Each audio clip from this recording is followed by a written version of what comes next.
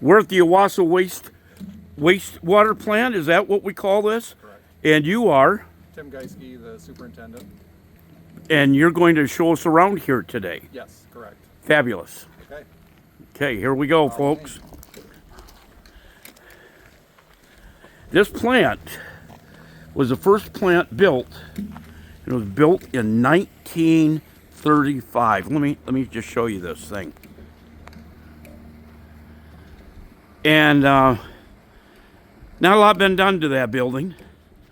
And this is 2025.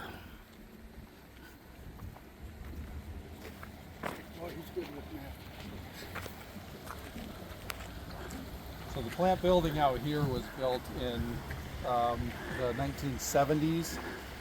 It was sort of designed, constructed in the 70s, went online in the early 1980s. It was at the federal level, they had sort of an idea to do wastewater treatment that doesn't have biological treatment as part of it. Biological treatment, as you'll see later, is a key component of wastewater treatment. And if something, say an industry dumps something down the sewer that's toxic to that biology, it can wipe out the whole plant, affect your treatment obviously, and the quality of the water that we're discharging into the river. So in the 1970s, the federal government, they had an idea to build wastewater plants that had no biology into it. So if something toxic would come in, it wouldn't really matter. So it was strictly a physical chemical process that they did. Owasso was chosen one of 13 sites across the United States to have this unique type of a plant built. And the federal government paid for most of it. It went online in the early 1980s, and they found out pretty quick that it didn't really work like they thought. It was very energy intensive, very chemical intensive, very labor intensive, very hard to control. There's numerous permit violations, things like that. And so they ended up, by 1986, they added that biological component to it. That's those, you'll see those later, that's the nitrification towers over there. So they turned it into like a very unconventional plant. They turned it into a still pretty unconventional, but a little more conventional wastewater treatment at the time. So that's where that building started out, and that's kind of the history of it. Okay. So the raw wastewater from the city of Owasso and then parts of Corunna, Caledonia Township, and Owasso Township all comes in down there, that big 48-inch pipe there, 48-inch pipe. It comes in there, so that's everything combined in the surrounding areas and Owasso. It comes in there, it comes in at a low point. So anything about like wastewater treatment is we're always pumping up so that we can then use gravity through the processes, right? Because gravity's free, so you want to use gravity as much as you can. So there's always going to be, you're pumping up and then going down to a low spot, and then you're going to pump up again. The fewer pump stations or pump processing that you can have is better, right? Saves energy and that. So this is our first stage of pumping. How low is that? Sure.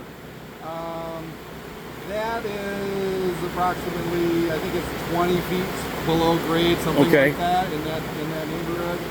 So right, so pumps go, or pipes go slightly downhill, even in your house and underground. They're always going slightly downhill, again using gravity until they get to low points.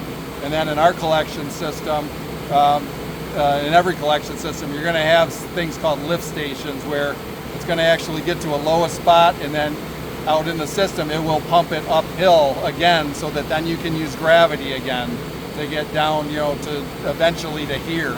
So that's why it comes in so far underground.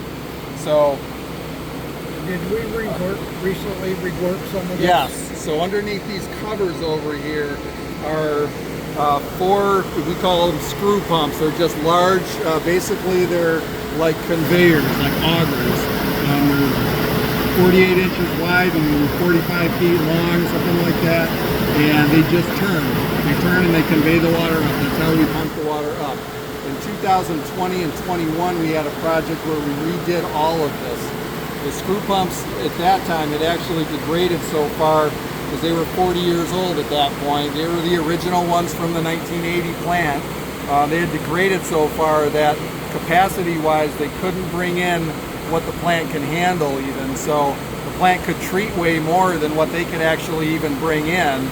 So this is where we would end up with these sanitary sewer overflows. A lot of those were due to the fact that the water would come in and we couldn't even pull it in. So it would back up in the collection system out there, and you get to a point, it would even back this well up a ways, and you get to the point where, you know, one of two things has to happen. We either have to divert that raw sewage into the river, or it's going to back up into people's basements. One of those two things will happen. So, you know, generally, you know, we would make the choice to divert it right into the river, so we'd have these sanitary sewer overflows, sometimes pretty large amounts, just because of that. But once we did that project in 2020 and 21, where we rebuilt all this, we brought these back up to capacity. So now, basically, just about anything that comes in here or to the plant capacity, we can bring up.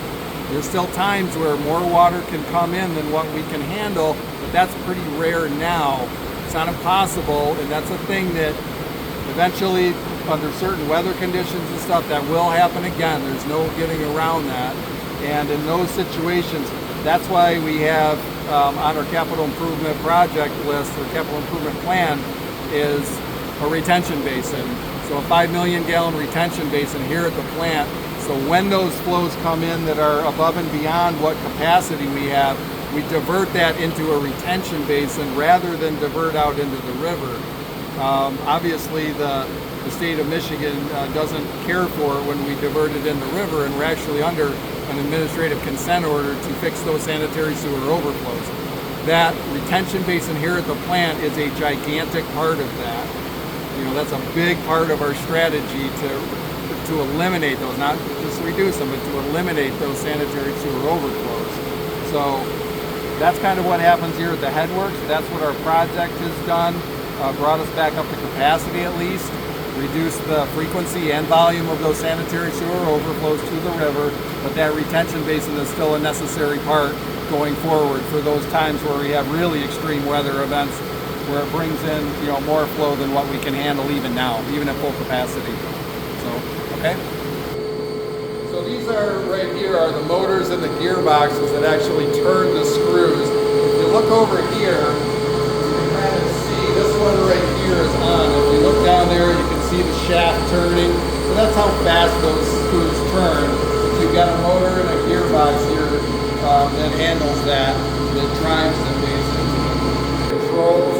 So those screws will turn on as necessary, as the flows dictate. So that kind of eliminates us, number one, having to come in and, you know, remember to turn those on when the flows are coming higher, turn them on by hand. And also it eliminates any unnecessary screw pumps being on, like energy efficiency again. So they're not going to be on if they don't need to be on. This thing takes care of that. That's the brains of it right there. That was something we also. Yes, that was added as part of that headworks project. Before it was just all manual. We just came and turned them on and turned them off, which was okay. But again, like then you could have them running when they didn't need to be running, or you didn't have them running when you needed them running. So this is kind of the brains of it, and that's done a great job. You know, it's, you know, much more energy efficient than what we were doing before. Like anything that we need to have done and what we've done. Right, right. This will be sort of show some of that right here as well. So, in this room here, this is what we call our screening room. So, what happens is the water comes in and there's a screen which is really composed of just like vertical bars in the flow channel down there. They're spaced a 1/4 inch apart, and things that aren't supposed to be flushed down the toilet that get flushed down the toilet, this is where we screen those out. So they come in under the floor here, they get screened out here. These units here break those screens constantly and keep them clean so the water can keep going through them. All of the stuff that gets raked up, again, all of this stuff is not really that won't sort of disintegrate in the, in the sewer system. This is what gets raked up, and it gets then dumped down into a compactor.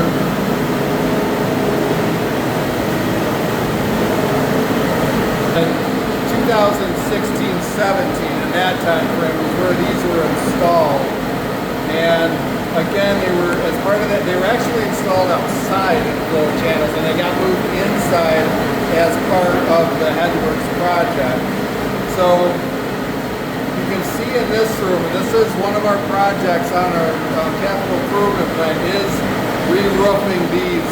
So if you look up at the roof, especially over in this area here, the concrete slab roof, and you can see the roof starting to deteriorate, and it's actually that concrete is starting to come down in pieces. So this is part of the re-roofing of this building, is a key part of that capital improvement plan. Following the screening there, we have this structure here, which this removes grit, so this removes things, sort of sandy, dirty things, even things like coffee grounds, stuff like that that you wouldn't think of. This right here will remove that. Those things are abrasive to the downstream system, so to pumps, things like that. The gritty stuff is not good for those, wears them out sooner. This system we put in place as part of that Headworks project in 2020 and 21, and this replaced a system that had completely failed. We had seen catastrophic failure on our grit system years before. It had not been replaced, and we did not have effective grit removal. So this was put in place specifically to remedy that, and this is a standard part of wastewater treatment, along with the screenings, which also, incidentally, that was replaced because we had a system in here that also had failed. Catastrophic failure, we had to pull it out, replaced it with those. So again, essential part of Headworks stuff is getting that large stuff, that gritty stuff out of the system so that downstream your pumps, things like that, your channels, your piping and stuff is not exposed to all that gritty stuff, all of that bigger stuff. They can wind up and get caught up in the pumps, cause premature pump failure. Do you have magnets anywhere in the system? We do not. Okay. No, that really isn't part of anything Okay. for that. Okay, I'm sorry. Once the water has those bigger things sort of screened out and taken out, then it goes over here to just, we call this a clarifier, and it's basically just a big settling basin. We add a chemical called ferric chloride to the water, to the wastewater that goes in here, that helps bind things together and settle them a little bit better. So that's what's happening here. Pardon me? Yes, that chemical is extremely expensive. Yeah, we probably have chemical costs right now, and again, this is just a reality anymore. These chemical costs have gone up 2-3 times, like 200 or 300% in the last few years. So now that ferric chloride, we pay somewhere in the neighborhood of like $100,000 a year for that chemical, just for that chemical. And there's no other really way around it. I mean, that's an essential part of our treatment. Do you know how many people that this treatment plant right now handles? Services. That figure I don't really have off the top of my head.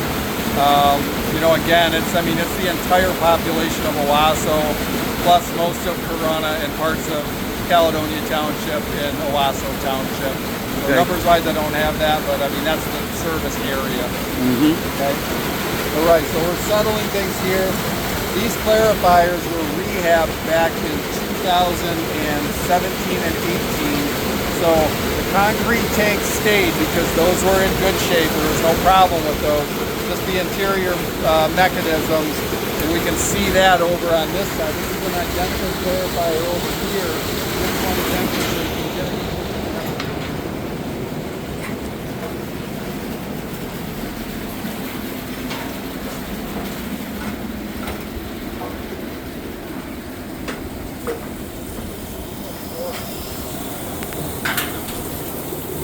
Right, so this is 500,000 gallons here is the capacity of this, and what you'll see again is it's just really a big settling tank. And down at the bottom there's a mechanism down there that turns, it just rotates, and the solid material that settles in these is, we just call that sludge, and that mechanism turns and pushes that sludge into the middle, into a sump where it goes down, and then by gravity goes to another part of the process, where then we send that back into a different area of the plant, and we actually dewater that sludge and turn it back into a solid material, where we take that just and dispose of it at the landfill, and we'll look at that in a little bit.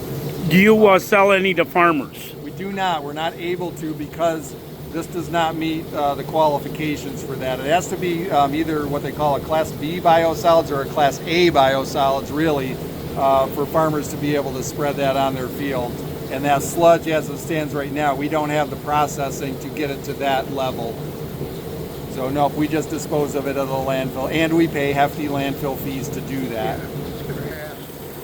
Pardon me? I noticed in there that there was corrosion around those, what you call those? Yeah, the screening units. Screening units. Yep. So yeah, so in that screening unit room, that's where that hydrogen sulfide issue that we've had in the past, and it happens at certain times of the year when we have really dry weather and really low flow. That's sort of ideal conditions in the collection system for that hydrogen sulfide to form. And it ends up here, and the way our screw pumps work, they sort of convey that like right up into that room. And even though we have ventilation that sends it out, it actually, there's kind of so much of it, it sort of envelops this whole building.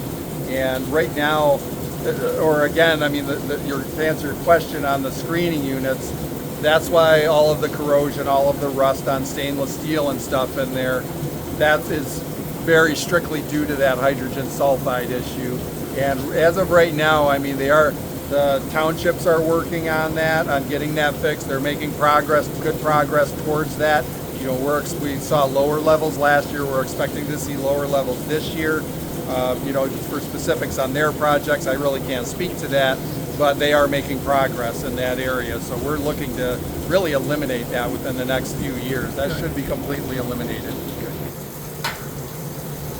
I see some rust down there. What can you tell me about that? Sure. So when these were built, or I'm sorry, rehabbed back in the 2017-2018 time frame, when we installed these, it wasn't really clear whether we would need a special coating on them or not. It's galvanized steel, and the thought was that would be okay and that we wouldn't need that specialized coating. But as we've gone on, we're seeing them get a little bit corroded, get a little bit of rust. That's going to reduce the lifespan on them, the useful life. So part of the capital improvement plan is to put that coating on those now and extend the life on these, you know, past that 20-year time frame that's what we need. So they certainly won't make it to that 20 years if they don't do the coating. With the coating, they should easily make it to the 20 years and then probably pass. So that's the idea of that being on the capital improvement plan. So what I'm hearing from you is everything here has got a lifespan. Correct. So when we look at a building that was built back in 1935 and it's already 2025, you got to take that? Nope.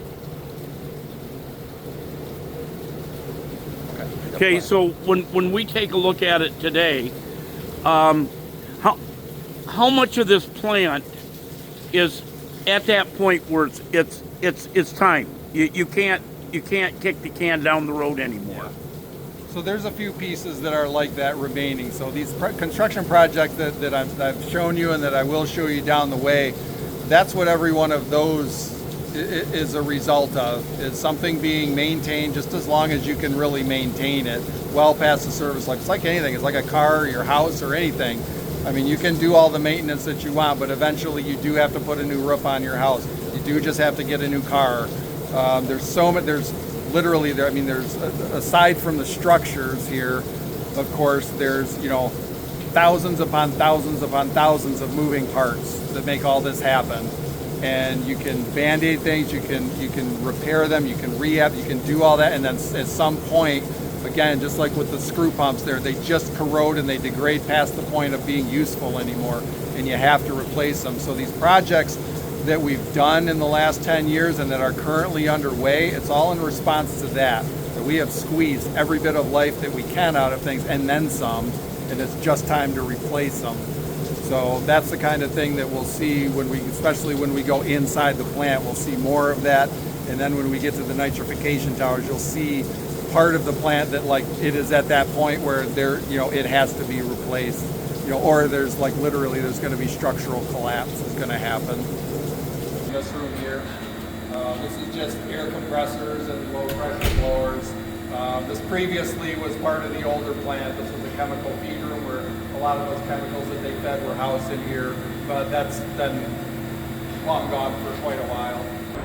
Okay, so this room here is what we call our sludge processing room. So that sludge that settles in those clarifiers, again, that's where we bring that over here, we bring it in those big tanks over there, and then we de-water that. So we basically turn it back into a solid material again.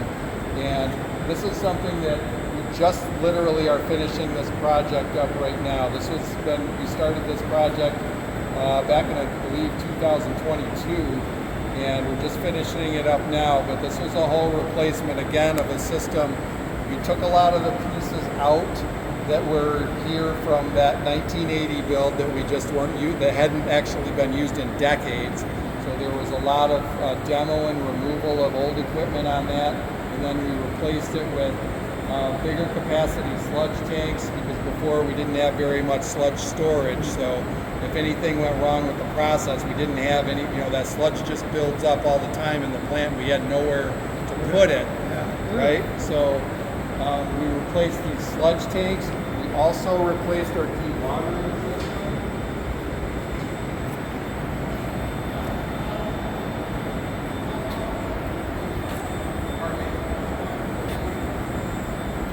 These have a long life. These have like a, maybe a 50-year service life on these. So yeah, these tanks these will be here for a long time. Longer than you. Yeah, absolutely, yeah. Yeah, and so then on our mezzanine level up there, we have these screw presses that we put in to de-water that sludge. So the sludge feeds in there, and it's mixed with a polymer solution, and it just literally, it squeezes it, and it squeezes the water out of it, turns that back into a really solid material, dumps down into that dump truck. We take that to the landfill 4 to 5 times a week. And the landfill fees are, it's quite expensive, and the landfill, they can increase it really without any warning. There's not a lot of regulation on that as far as, notice or how high they can go with their prices or things like that. So you're at their mercy. Yeah, we're at their mercy, and we can see some really significant increases. Like we've seen that before. At one point a few years ago, we went from $35 a ton to like $62 a ton, like just almost overnight. It was like that in the middle of a budget year when we had not planned on anything so significant like that. So that's kind of the way that it can go. So one of the things that is, again, it's on our capital improvement plan, is to add a sludge dryer. So what that would do is that would be over in this area here. We saved room for it over here, and that sludge dryer would take the sludge that goes into our truck right now, that's at a certain dryness, let's say, and it will make it like 3 or 4 times drier than that, which reduces the volume. It does 2 things. It reduces the volume, so instead of taking the truck 4 times a week to the landfill, we probably would only have to take it once. And the other thing it does is it gets us to that level of a Class A biosolids. So at that point, being a Class A biosolids, then we can get rid, farmers could put it on their fields, or we could do things of that nature to get rid of it, whether people buy it or whether we just gave it away, it would be at no cost, rather than taking it to the landfill with those, What are you paying a dump right now? So right now, every time that truck goes to the landfill, that's almost $1,000. So we're talking about, 4 or 5 times a week, all year round. It doesn't, wastewater treatment doesn't stop. It's constantly coming in. We constantly have to process. We constantly have to take that to the landfill. So that sludge dryer, we feel, is pretty important, because eventually it's going to save us on the landfill fees. It will allow us to, again, either give it away or sell it or whatever, so it can be applied onto a field or what have you. And again, even landfill volumes. At some point, the landfill, right now we take it to the Lennon landfill. If that gets full and they say, okay, you can't bring it here anymore, we might have to truck it to, Detroit or who knows where, somewhere where they've got room for it. So So so it goes out in these. Okay, here's the truck. See the truck, how large that is. Then see a pump truck over here. Right, so that's just our sewer vac truck. Okay, sewer vac truck. So when we respond to sewer blockages, and this is our vehicle. It's just housed here. I see. Yep. Go back around here.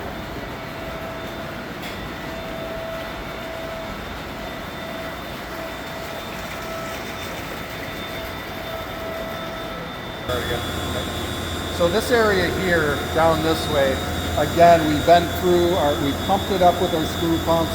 We've gone through our headwork situation. We've gone through the clarifiers. That cleaner, the sludge goes to the back room where that cleaner water that comes in this way, it goes down in a well down in this area. And again, now we're at a low point, so we have to pump up so we can use gravity again. So these pumps, that's what they do. They're called vertical turbine pumps. That well is about 25 foot deep under there. They are just pumping that water up to our next stage. These we have on a rehab program where once a year we rehab one of those 5 pumps. So every 5 years each pump gets a rehab. That part is vital. It's not cheap, but that part is vital. We have had situations in the past where we've had a catastrophic failure on one of those pumps in a maximum flow event, and that did lead to back up at the plant and literally basements backing up in town during that episode. So we need to keep these things rehabbed and keep them going. And that's part of our capital improvement plan. Question for you. What people put down their toilets, can you talk a little bit about that, what they shouldn't be putting down? Yeah, pretty much anything that's not, toilet paper. Okay, so no feminine products. Correct. What about those new wipes that they call disposable? Yeah, they call them flushable. Yeah. Technically they can be flushed, but don't flush those either because those will not disintegrate in the collection system and they will end up here and they will get, again, our screening units will take those out. But anything that kind of makes it through, that can get wound up in these pumps. That can cause premature pump failure. Yeah, those aren't good. Even those lift stations that we talked about in the collection system, those can get those things tangled up in them. So yeah, basically those flushable wipes, in our industry, those are a bad thing because people think they can flush them and it's okay because the package says flushable. But absolutely do not flush those.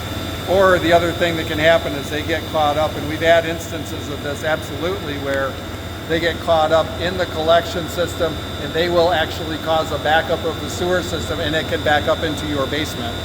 And we've absolutely had that where we go out to deal with that blockage and what we pull out is a gigantic wad of those flushable wipes. So again, not a good idea for everybody's sake.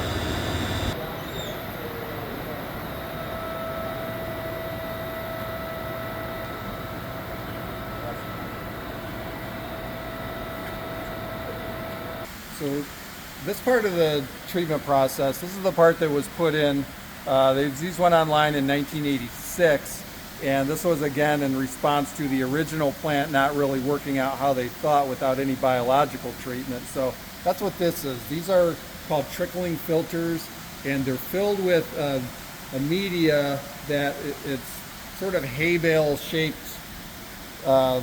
sections, and they're stacked in here from the bottom all the way up to the top, and they have little tunnels in them. And so what happens is the wastewater is distributed on top, sort of almost sprayed on the top, and it trickles down, and as it trickles down, the bacteria that's in the wastewater anyways attaches itself to this media, and it has a life cycle where it consumes things. It needs food, essentially. It needs oxygen. It reproduces. It does all of these things that a bacteria will do, but the key component is that the food it needs is the pollutants that are in the water.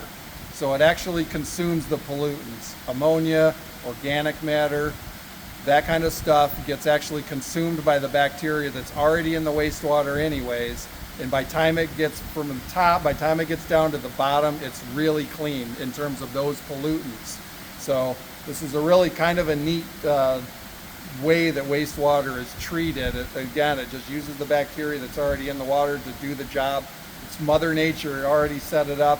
We're just giving it a perfect environment, and we're sort of supercharging it and getting it done really quickly. So these are a vital part of this treatment process, and these work fantastic. They're very low maintenance. There's not much energy required other than the pumping up to the height to get it to trickle down by gravity. And they're sort of self-regulating. The dirtier the water that comes in, the more bacteria that's going to be in. It will attach itself to the media and consume the pollutants. And then as the water, gets sort of cleaner coming in and less bacteria, that's fine too. The bacteria that's on here dies off, kind of sloughs off in like a slime layer, and we remove those solids later, and the thing just sort of regenerates itself. So this was a fantastic solution to that problem that they were having back in the early 80s with the original plant. These worked out amazingly well, but these are now on year 40, and we'll look around a little bit and you can see kind of the degradation of them. They go through a lot with the freeze-thaw cycles every year. Let's go around. The concrete is starting to break off. Around the other side, you can really see it. And it's breaking off in the bottom. Right? Pardon me? Breaking off in the bottom. Right. So that really could be quick. So when you start looking at it like this,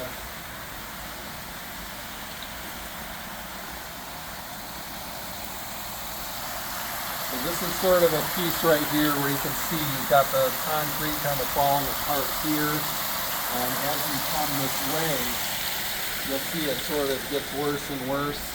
Here's, right here, this layer is all right here. That's all degrading.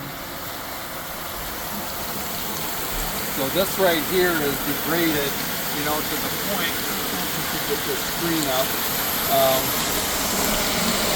But you can see there where it gets down to falling apart. And then around this way, significantly worse around here. So these all need to be. Correct. Correct. No ifs, ands, There's or not buts. really any rehabbing them. We kind of were past the point of rehab on them according to the engineers. So now it's replacement on these. So they And do as concrete you look again? over here, it's just sort of worse and worse. Do they do concrete again then? No, well, our idea is to use the under drain system is actually still probably in pretty good shape. That's a concrete under drain system. We will reuse that and put like more of a steel tank on top. So that'll be a little bit easier to maintain as well, to stay on top of the maintenance. We see rust, we take care of it, that type of thing. So how old are these tanks? So these went online in 1986. So yeah, so we're almost 40 years on these. And this is a big part, of course, but another really big part is that the media itself in there, that really has a service life of like 20 or 25 years, and we're on year 40 of that media. So that media could actually collapse in there. Again, where it's full of that could be a collapse of that media. So that media should have been changed 20 years ago, had there been the money. Roughly, yeah, exactly, yeah.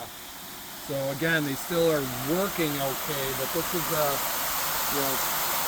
this is a time bomb situation here. It is. The time bomb, you say. Yes, inside and out. This is a time bomb. All three of these. There will be a collapse at some point. It's just when. And if they collapse, we're hurting. Right. So if there's a collapse, there's a couple things. We obviously can't get the treatment, so we likely would have NPDES violation. When I say NPDES, that's what our permit is called. We're issued a permit. It's from the EPA through the state of Michigan called NPDES, and we would have violations of that permit. Like certainly if these towers collapse, that'd be sort of number one. Number two, the flow of the water, like that would stop flow. So you're now going to likely have backup somewhere. And if we were anything but like sort of the lowest flows that we have here, you know, that could cause that backup that we're talking about. We'd have nowhere for the water to go, let alone, you know, water coming out all over. I mean, just environmentally, it's not very good. A number of things that aren't good about it environmentally. So when it comes out of these filters here, is it ready to go back into the river? Or do you got another? Not yet. We've got not yet. Couple more processes. Yep. Wow. After this. So tell me, how clean is this water once it hits the river? Really clean. Way cleaner than the river water is. And the river water is pretty clean. So it's Shiawassee River at this part is pretty good. And our water is way cleaner than that when we put it in. Yep. How much did you say it's going to cost to replace these? So the replacement cost on these would be anywhere from $15 to $20 million. And that is something that's got to be done. That's vital. Yeah, it's vital to our treatment process and vital to, again, I mean, you could have, if these fail and we have collapse, we will violate our permit. We would end up likely with fines from the state of Michigan. Physically, we would probably back water up at some point, and then again, we're talking about potentially raw sewage or partially treated sewage going into the river, where there would be associated fines with that and environmental impacts. So yeah, these are a vital part of the operation.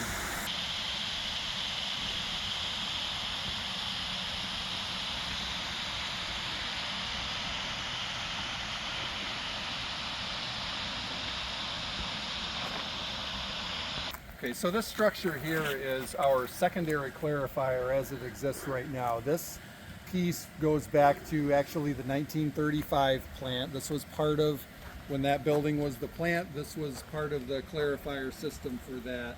And this went through a rehab in 1986. But again, this piece, there's a couple things about it. It's very undersized for our operation. It's really not effective. And I'll go back a second. When I say secondary clarifier, what I mean is that, you know, after the water goes through one of those towers, it has a lot of that solid material in it, that biomass that we call it, that bacteria that grows and thrives in there. It breaks off when it dies. It's solid material in the water. We need to settle that out. So it comes through here, this structure here, and again, this is just a settling tank, but this is very undersized for our operation. It was utilized essentially just because it was here at the time, and so in addition to being undersized, it is falling apart. You know, there's a lot of concrete degradation on it. You can see out there in the middle that, you know, the one concrete piece is just falling right apart. Bunch of other parts along the way and around the other side have a lot of concrete pieces falling out. They'll fall actually into the tank sometimes, and they can get hung up in the mechanisms down there.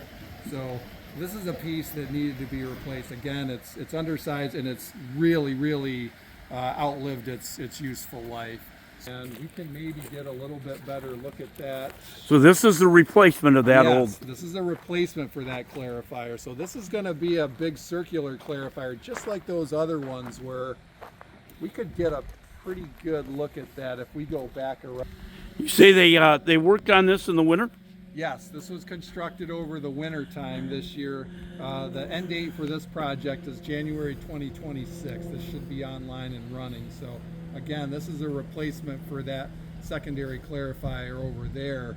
This will be properly sized and circular, which it doesn't really make a difference. The square kind is okay, but it'll match those ones that we have at our primary, at the headworks there. So this will give proper treatment. It'll allow settling of that biomass again before then the clear water then goes into the plant for even further processing. Part of this as well is that eventually by the state regulations and by what they call the 10 state standards, that's sort of the standard way you build wastewater plants, that is, we need to have an identical one, a duplicate one and we're going to put that over there. So that's sort of a state requirement that eventually we build a second one, and that will be, we'll demo that one over there and put another one right there, just identical to this. But the identical one, that's part of capital improvement. Yes, and that's This also is on the already capital taken improvement plan. This is, yeah, this is an ongoing, this is, you know, we've secured funding, and obviously this is, Right. this one's going. I believe it's counted on the capital improvement plan under, you know, fiscal year ending like, you know, June 2026, I think. But yeah, so a second one is a requirement, you know, from the state, and that'll eventually go over there. It'll be the same size. Same size, it'll look exactly like this, yep.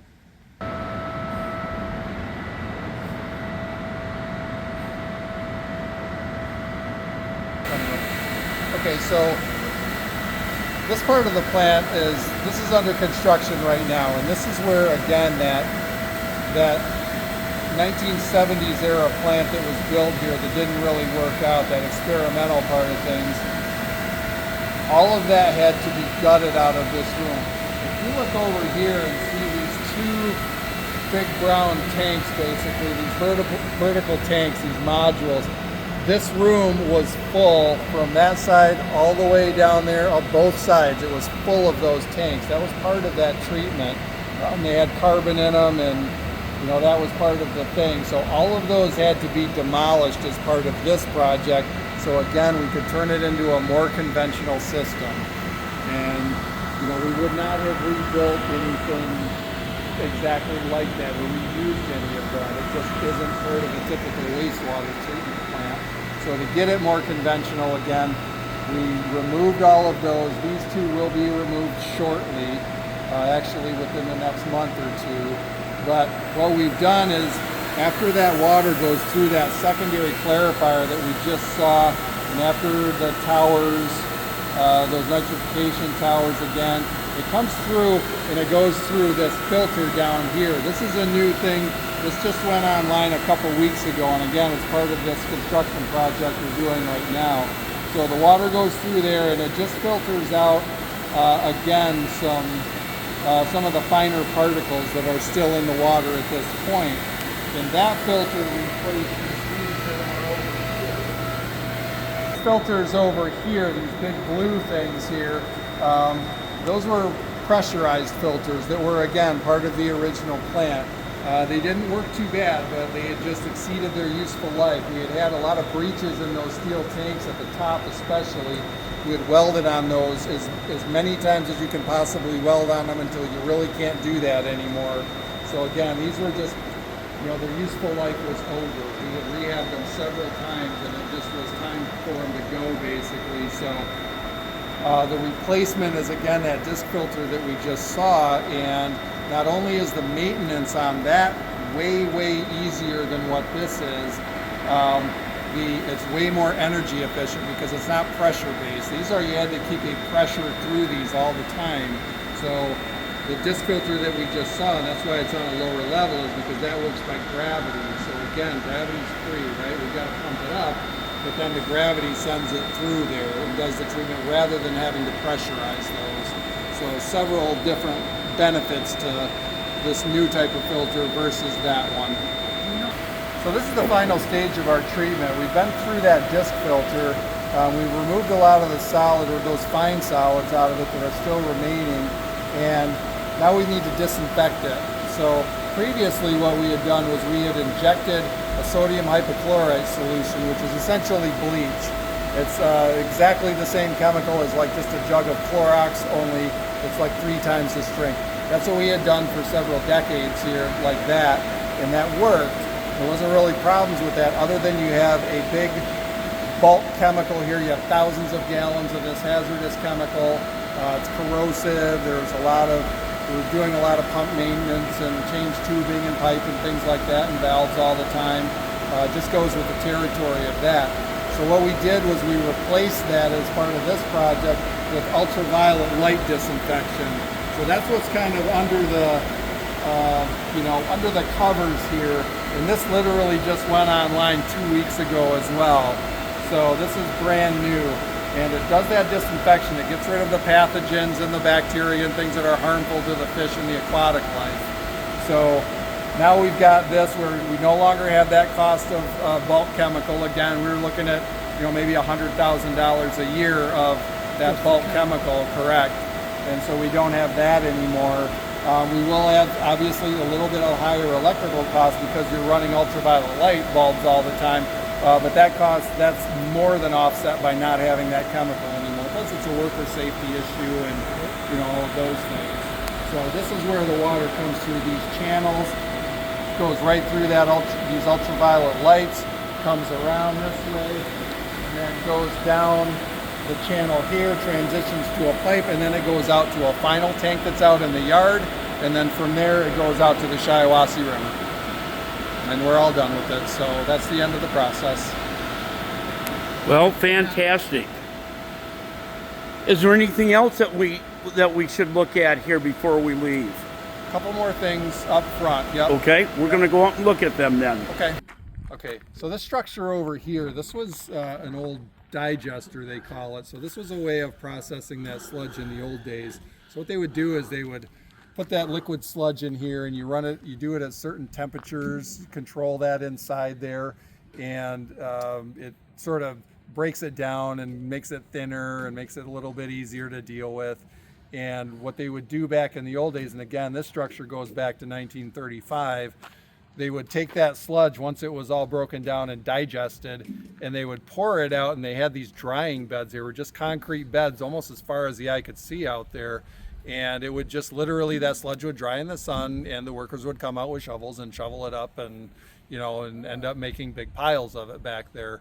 So that's what this was. This has been offline since the early 1980s and has been just sitting there. And you can really see the degradation and the corrosion on the concrete on the outside. And then inside, you can walk in there, and there's an awful lot of corrosion in there. That's just a safety hazard. That's why we have it sort of boarded off, and the keep off signs and stuff. That's an absolute safety hazard in there. And at some point, that is just going to collapse. I mean, structurally, that's just going to happen to it. We're 90 years old on that. And again, it hasn't really been in play for about 40 to 45 years since it's really even been used. So demo of that is also included on our capital improvement plan. Again, something that just needs to be done at some point because there will be a collapse. Well, when you say that this first plant was built in 1935, then prior to that, everything pretty much just got dumped in the river then, correct? I can't speak exactly to that, but I believe that. I believe that's the way it went, because I don't think there was wastewater treatment plant of any type before that. I think this was the first, really working wastewater treatment system, and probably septic tanks and, things of that nature before that. And you had the old clay pipes coming in from the townships where the farmers, everything would just, without a septic tank, they called them county drains or something to that effect, if I remember correctly. Yeah, could be. I don't know that piece, but yeah, and even back then, I mean, you probably still had a lot of outhouses, to be honest. Yes. Well, ladies and gentlemen, Tom Manke here, Friends Community News Group, and I am live with Jerry Haber, Owasso City Council, and I'm going to let you tell us again. Tim Geiske, City of Owasso Wastewater Plant Superintendent. And that's where we're at. We're at the Owasso Waste Treatment Plant, and you can see the work that's going on right now, and you've heard how much more money they're going to have. And we've heard that pretty much the can has been kicked down the road until there's maybe no steel left in the can. Alrighty. Today is, how about today's date? Geez, you have to ask us? Well, March 12th, okay. 2025. Alrighty, that's it. Okay, we're gone. Tom Manke here. We're going to wrap this up in a little bit more. I'm going to swing the camera around, and I'm just going to show you the campus, where this facility is. Here, you're going to see there's the river, and as we come across the road, here's the plant. And that's the plant that we just went through. That is that building from the original building from 1935. After I turned off the camera, we toured the inside of that. And nothing's been really done in there since 1935. They even have a electric refrigerator and stove and sink unit in there that's made out of metal that I believe is from 1935. The roof is leaking. It's rusted out. The building needs to be retucked. So those are just a few of the things here. Again, Tom Anke, Friends Community News Group, live at the Owasso Sewer Authority building.